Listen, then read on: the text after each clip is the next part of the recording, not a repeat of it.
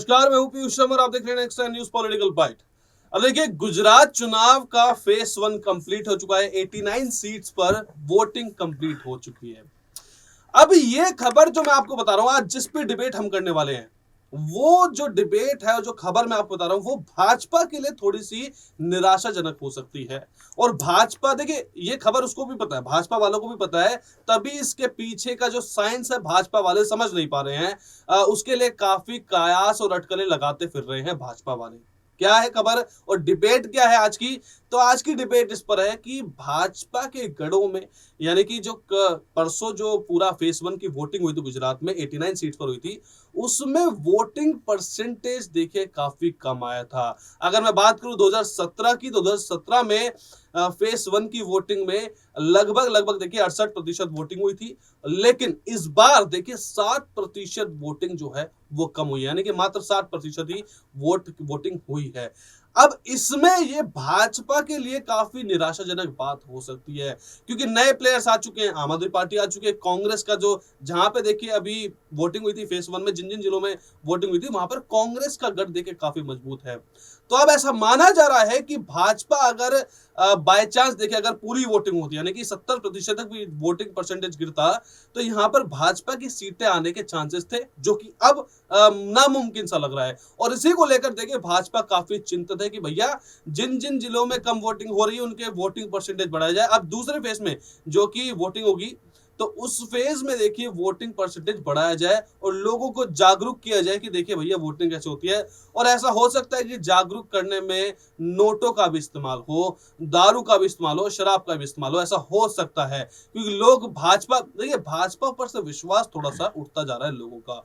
क्यों उठता जा रहा है? क्योंकि लगातार देखिए भ्रष्टाचार पे भ्रष्टाचार खुलता जा रहा है। जो दिल्ली का मॉडल है, आम आदमी पार्टी की बात करूं, तो दिल्ली का मॉडल जो है वो लोगों को काफी रास आ रहा है।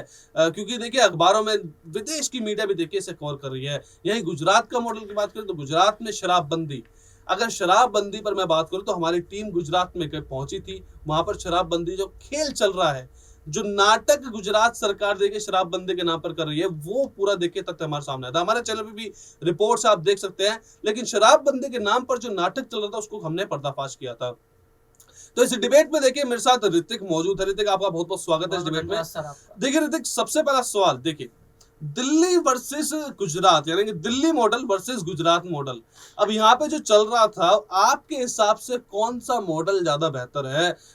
गुजरात में आम आदमी पार्टी बड़े बड़े दावे कर रही है, बीजेपी भी बड़े बड़े दावे कर रही है, दोनों दावे तो बड़े बड़े हो रहे हैं, लेकिन असलियत में ग्राउंड रिपोर्ट देखिए, आपने भी कवर किया था इसको, और ग्राउंड रिपोर्ट में हमारी टीम भी गई थी वहां पर। तो आपने जितनी ग्राउंड रिपोर्ट देखी है, जितना सुना है, जितना लोगों से पूछा, तो आपके हिसाब से क्या लग रहा है कि दिल्ली वर्सेस गुजरात मॉडल कौन सा बेटर है? देखिए, दिल्ली वर्सेस गुजरात मॉडल की जब बात आती है तो मैं पहले गुजरात मॉडल में बात कर लेता हूँ। दिल्ली मॉडल तो पसंद है। अगर दिल्ली मॉडल अच्छा नहीं होता, खराब होता, तो पंजाब में सरकार नहीं आती। और बहुत कम समय में पंजाब में अपनी सरकार आम आदमी पार्टी बना ली है। तो दिल्ली मॉडल, चाहे वो झूठ का मॉडल हो, चाहे वो फेक का मॉडल हो, चाहे उसको फ्री की राजनीति कर लो, कुछ भी कह लो, लेकिन वो नंबर 1 पर है, क्योंकि पंजाब जीता है। और इसको मैं अरविंद केजरीवाल का कॉन्फिडेंस कहूंगा। और ओवर कॉन्फिडेंस वाला मॉडल कौन है? गुजरात मॉडल। मैं ऐसा क्यों कह रहा हूं, तो आप समझ सकते हैं कि आपने शराबबंदी की बात की कि गुजरात में शराबबंदी है, और हमारे जब रिपोर्टर वहां पहुंचते तो पता चलता है कि शराब तो पूरी बिक रही है।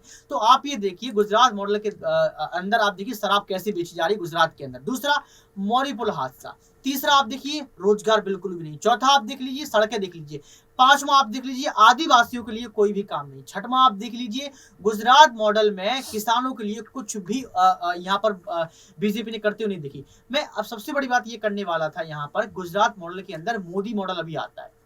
गुजरात मॉडल के अंदर मोदी ब्रांड भी आता है, और गुजरात मॉडल के अंदर मोदी का चेहरा भी आता है। कैसे?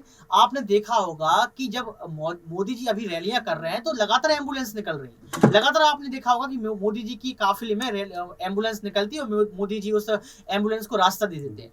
तो मुझे एक चीज समझ में नहीं आती है, स्क्रिप्ट राइटर कौन है मोदी जी का? वो एक ही स्क्रिप्ट क्यों लिख रहा है बार बार और मोदी जी की धज्जियां क्यों उड़ा रहा है, मोदी जी की हंसी क्यों उड़वा रहा है? क्या जो स्क्रिप्ट राइटर है वो विपक्ष का है क्या? मोदी जी उस पर क्यों नहीं ईडी की रेड भेजते हैं, सीबीआई की छापेमारी करवाते हैं, क्यों उस पर पुलिस नहीं भेजते उसके घर के, स्क्रिप्ट राइटर के घर पर? आप ये देखिए, मैंने कल उस तस्वीर को जूम करके देखा, मुझे तो कुछ दिखाई नहीं उस एम्बुलेंस को, और एम्बुलेंस को रास्ता मिल जाती है। ये कौन सा मॉडल है? देखिए, मोदी जी ये छवि दिखाना चाहते हैं और ये खबर बन जाती है, मीडिया सनसनीखेज बन जाती है कि देखिए मोदी जी ने एम्बुलेंस को रास्ता दिया, मोदी जी ने एम्बुलेंस को रास्ता दिया। भैया, मोदी जी ने एम्बुलेंस को रास्ता दिया, कोई ऐसा नहीं कर दिया। एम्बुलेंस को रास्ता हर कोई देता है, आपने देखा नहीं सड़कों पर? क्या मोदी जी ने सड़कों नहीं देखी है? मोदी जी ने एम्बुलेंस को रास्ता दिया, ये खबर है। जब आम जनता एम्बुलेंस को रास्ता देती है, जब आम जनता का आम नागरिक किसी नागरिक को उठाकर हॉस्पिटल भेज देता है, तब वो नहीं दिखता है। मौर्य पुल का आपने वो दृश्य नहीं दिखाया टीवी ने कि जब नरेंद्र मोदी मौर्य अस्पताल में पहुंचते हैं तो रंगरोगन किया जाता है, वो नहीं देखा। मोदी जी ने वो नहीं देखा कि आप जब पहुंचते हो, टाइल्स की जो चिकनी पट्टी थी, टाइल्स पर जो सीमेंट लगी हुई थी, वो सीमेंट भी गीली थी, वो मोदी जी ने देखा।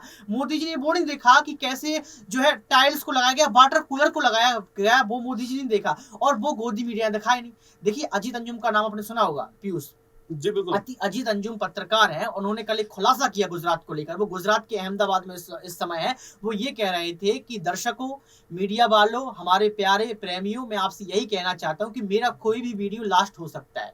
मैं आज ये बात इसलिए बोल रहा हूं क्योंकि रवीश कुमार ने जब अपना चैनल तैयार किया, जब अपना चैनल बनाया, एनडीटीवी से इस्तीफा दिया, तो रवीश कुमार की रातों रात जो फॉलोवर्स हैं, जो सब्सक्राइबर हैं, वो मिलियन में पहुंच गए। और बीजेपी को ये बात राज नहीं आई, तो उनके बड़े नेता और सांसद ये कहते हैं कि कुकरमुत्ता कह देते पत्रकारों को, कुकरमुत्ता कुछ भी कर ले, आने वाले समय में यूट्यूब चैनल पर भी काम किया जाएगा, मतलब यूट्यूब चैनल को बंद करवा दिया जाएगा। तो अजीत अंजुम ये कह रहे थे कि आज निष्पक्ष पत्रकारिता को खत्म करने का काम बीजेपी कर रही है।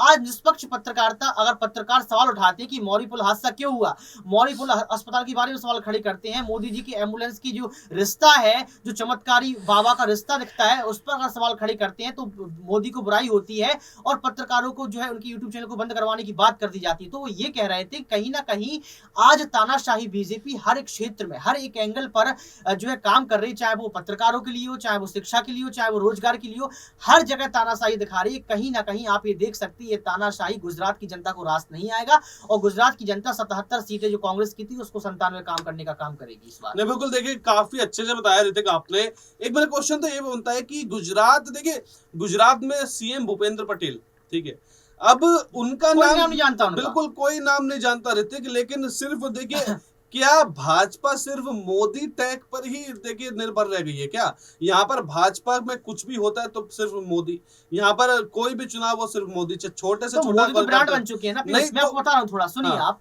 मोदी बन चुके हैं ब्रांड। मोदी ब्रांड, जैसे आपने एक जैकेट पहनी है, मैंने भी एक जैकेट भाजपा पहनी के बस की नहीं है मैं मोदी बता के रहा हूं, हाँ, बगैर। भाजपा कुछ है ही नहीं, भाजपा कुछ नहीं है, कमल कुछ नहीं है। इसको आप लगाइए, चैट बॉक्स में लगाइए, मैं बोल रहा हूँ ना, साफ तौर पर बोल रहा हूँ, मैं जेल जाने के लिए तैयार हूँ।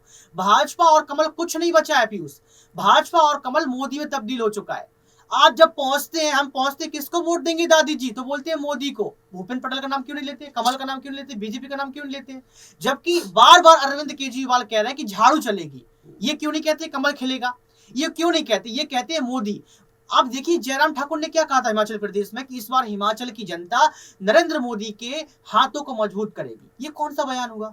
नरेंद्र मोदी के हाथों को मजबूत करेगी। देखिए, मोदी एक ब्रांड बन चुके हैं और इस ब्रांड पर जो भी नेता खेलता है, खेल जाता है। देखिए, मोदी की छवि अपने स्तर पर बहुत अच्छी है। मोदी केंद्र सरकार के लिए अच्छा काम कर रहे हैं और मोदी कहीं ना कहीं ये गलती कर रहा है कि अपने नुमाइंदों को रोकते नहीं है। वो ये नहीं कहते हैं कि आप मजबूत हुई, आप अपने हिस्सेदारी की लड़ाई कीजिए, आप अपने लिए वोट मांगिए, आप मेरा नाम मत लाइए। मोदी जी की यहाँ पर गलती है, क्योंकि मोदी जी ये चाहते कि हमारा तो इतिहास बने, हमारा इतिहास बने, जहां जहां राज्य में हमारा नाम लिया जाएगा, जनता ये कहेगी कि मोदी जैसा प्रधानमंत्री नहीं देगा। तो मोदी सिर्फ इतिहास बनाने में लगे हैं। मोदी ये गलती कर रहे हैं, आने वाले भविष्य के लिए गलती कर रहे हैं कि अपनी जो है नेताओं को नहीं रोकते हैं, अपने जो है यहाँ पर प्यालों को नहीं रोकते हैं कि आप गलत कर रहे हैं। आप जनता से अपने स्तर पर वोट मांगिए, मोदी को ब्रांड मत बनाइए। लेकिन अब मोदी ब्रांड बन चुका है। मोदी की ब्रांडेड जैकेट हर नेता पहनता है और जैकेट पर लिखा होता है मोदी मोदी मोदी, और यहाँ पर मोदी को देखते हुए लोग बटन दबा देते कि ये प्रधानमंत्री हैं, विश्व स्तर पर अच्छा काम कर रहे हैं, विश्व स्तर पर भारत का नाम कर रहे हैं, विश्व स्तर पर भारत को मजबूत कर रहे हैं, और बस यहाँ पर मुद्दों की राजनीति रह जाती है, सिर्फ विशुद्ध राजनीति की दास्तान चलती रहती है। नहीं बिल्कुल, देखिए ऋतिक, काफी अच्छा बताया आपने कि कैसे सिर्फ मोदी के नाम पर ही देखिए भाजपा वोट जो है वो बटोरने का काम करती है, अपने बल पर देखिए कुछ खास चुनाव में देखिए रणनीति नहीं बना पाती है। बहरहाल इस डिबेट में इतना ही, तब तक आप देखते रहिए नेक्स्ट 9 न्यूज पॉलिटिकल बाइट।